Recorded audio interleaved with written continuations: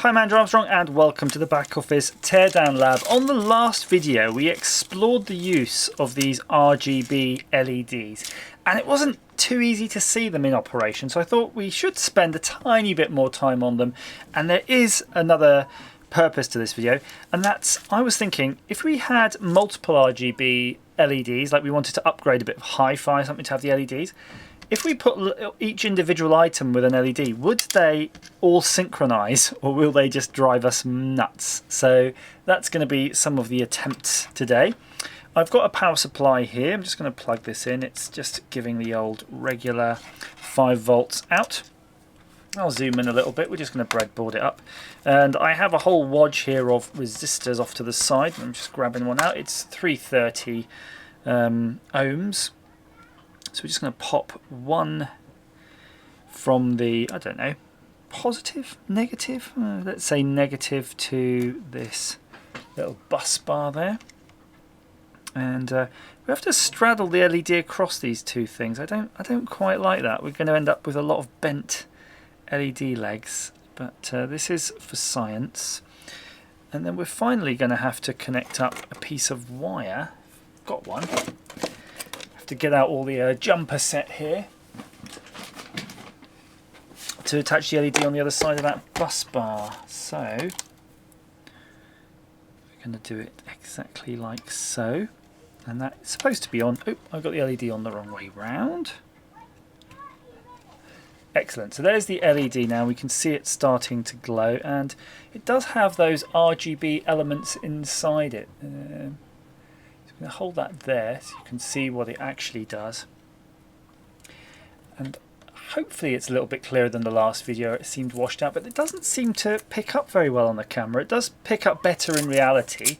I do have a little bit of tape here. I don't know if it's possible to just use something like make a little screen so you can see it there. So that's definitely changing from the red to the green. And I don't know what the next one in the sequence is. Yellow, blue. Oh, there you go, blue, purple, etc, etc.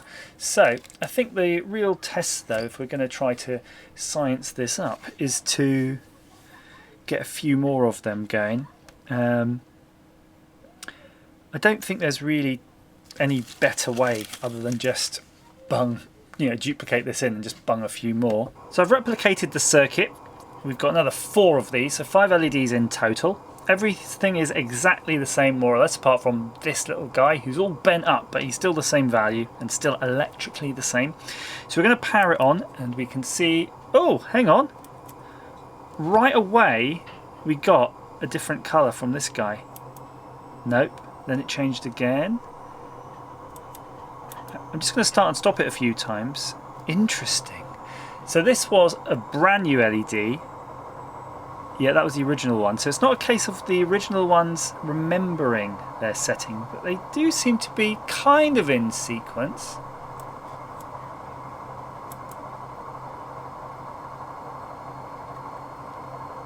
Now they seem okay. That's really interesting. I'm going to have a little think about this, just play with it a little bit more. So I've been here for a few minutes playing with these, and it does seem that if you turn it off and on, some of them are more susceptible to starting off on a different colour than the others. So you can see now they're kind of in sync. Every now and then there will just be like this where they'll start up and they will be kind of in sync. But what I thought we could do is time it and see if after a few minutes they have started to really go out. And you can see almost, I'm thinking maybe this guy's starting, but it's tricky, isn't it? It's tricky when you don't focus on it. So I've got a stopwatch thing on my phone. I'm just going to start it. Oh, look, they are out already, aren't they? Oh, I'm looking at it directly now. I've got to look at it directly in my eye so I can see sort of the lenses. Yeah, they definitely are already going out. I don't know if it's worth even trying to do the stopwatch science. I will try one thing though. I've got a hot air blower. Let's just gently heat up some of them.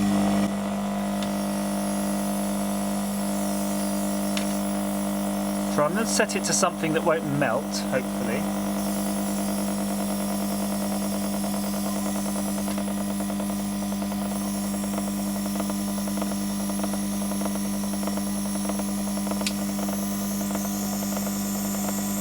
So just going to heat up these end ones.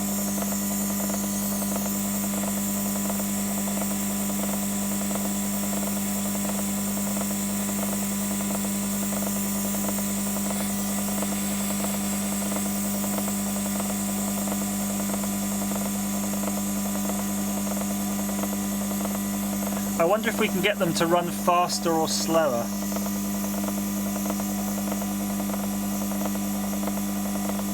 They seem to be lagging behind this one, so if they do run faster, they'll catch up to the middle one.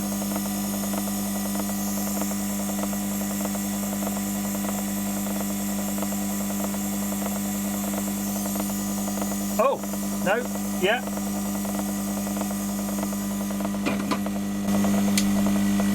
Okay, anyway, I don't think I got them to run faster by warming them, but they certainly did seem to exhibit an interesting phenomenon where they seem to stall for a little moment there.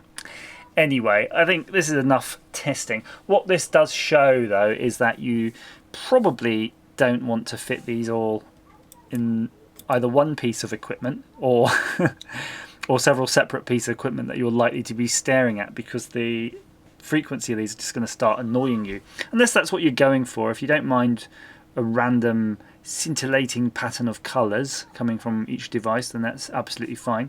But I would suggest maybe reserving these for the power button on your games console or something like that, where you just get this nice glowing effect and that light carries through.